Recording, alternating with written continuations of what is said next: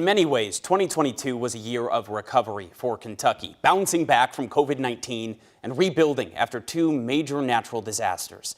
WHAS 11's Isaiah Kim Martinez sits down with Kentucky's governor one-on-one, reflecting on the past year and what he expects for 2023.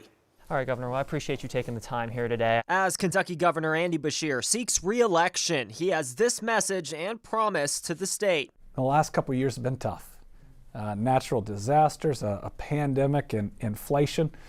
But the next couple of years are going to be great. Much of Beshear's first term has been characterized by his response to unprecedented hardship, starting just months after his inauguration in December 2019.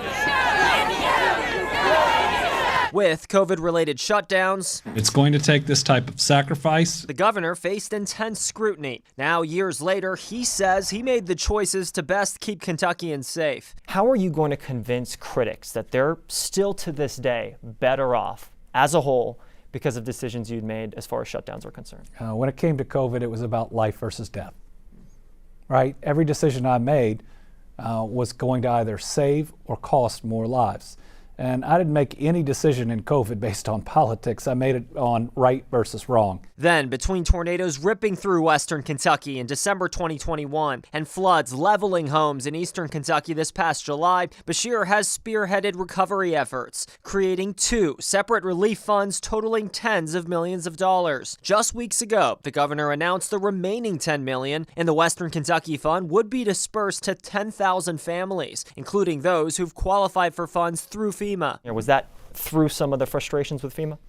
Not at all, though. Listen, FEMA's got to do a lot better. FEMA says no to too many people, and they don't provide enough money to others. So this was a chance 1 year after to tell those 10,000 plus families, we know you still have challenges. This is a way to get the money directly to them, which is what we promised, that every single dollar would go to these families that were harmed. Meanwhile, a rebound in consumer spending has been met with strain from record inflation. How would you assess how your administration has handled the last year or so when it comes to making sure Kentuckians are financially secure going into Christmas? Well, we always do the best we can, and we show up to look for every solution we can find. Look, we are in the best 2-year period of economic development in Kentucky's history. $20 billion of new investment in a state that used to average $5 billion in a given year.